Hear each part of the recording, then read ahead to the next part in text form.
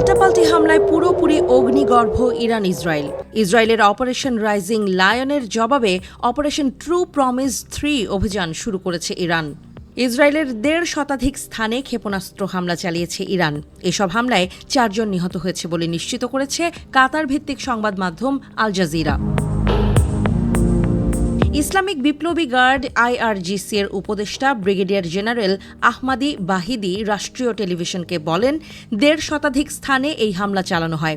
এছাড়াও দিনভর কয়েক দফায় হামলা চালিয়েছে ইরান। তাসনিম নিউজ এজেন্সির খবরে বলা হয়েছে, ইরান বিশেষ করে নেভাতিম ও ওভদা ঘাঁটি দুটোকে লক্ষ্য করে, কারণ এই ঘাঁটি দুটোই ছিল ইরানে হামলা চালাতে ব্যবহৃত প্রধান কেন্দ্র ও কমান্ড ও ওয়ারফেয়ার ঘাঁটি। এছাড়া রাজধানী তেল আবিবের কাছে তেল নৌফ ঘাঁটি, ইসরায়েলের প্রতিরক্ষা মন্ত্রণালয় ও গুরুত্বপূর্ণ সামরিক ও শিল্প স্থাপনাও হামলার কবলে পড়ে। অপারেশনটি কয়েকটি পর্বে শেষ হয় এবং মোট কয়েকশো ক্ষেপণাস্ত্র নিক্ষেপ করা হয়, যা অনেক স্থানে প্রবল বিস্ফোরণ ও অগ্নিকাণ্ড ঘটায়।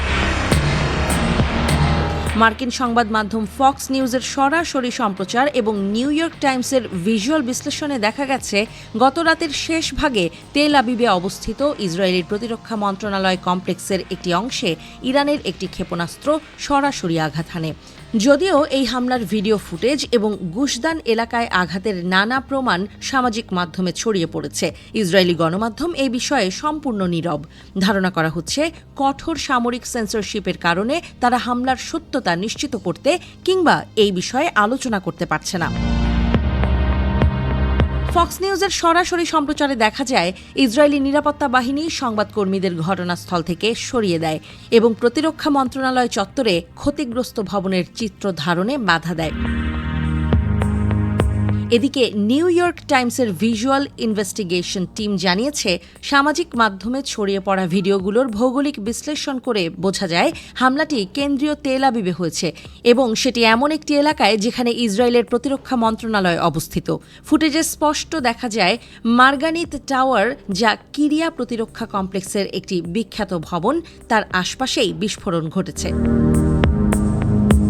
এদিকে গাজা থেকেও ইসরায়েলি ভূখণ্ড লক্ষ্য করে হামলা চালানো হচ্ছে।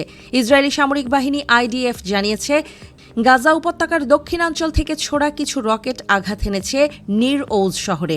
যদিও সেগুলো খোলা জায়গায় বিস্ফোরিত হয়েছে, তবে সতর্কতা সাইরেনে আতঙ্কিত হয়ে পড়ে বাসিন্দারা। বিশ্লেষকরা বলছেন, গেল ২৪ ঘণ্টা ধরে ভীষণ অস্থিতিশীল অবস্থার মধ্যে রয়েছে ইসরায়েলিরা। ইসরায়েলি সেনাবাহিনী এবং ইসরায়েলি মন্ত্রিসভার সদস্যরা খোলাখুলিভাবেই স্বীকার করেছেন, এই মুহূর্তে তাদের প্রধান লক্ষ্য হল ইরানের আকাশ প্রতিরক্ষা ব্যবস্থা এবং ব্যালিস্টিক ক্ষেপণাস্ত্রগুলো। তাদের উদ্দেশ্য ইরানের পাল্টা হামলার সক্ষমতা কমিয়ে ফেলা, কারণ তারা ভালোভাবেই জানে ইসরায়েলে জারি হওয়া জরুরি অবস্থার মানসিক প্রভাব কতটা তীব্র।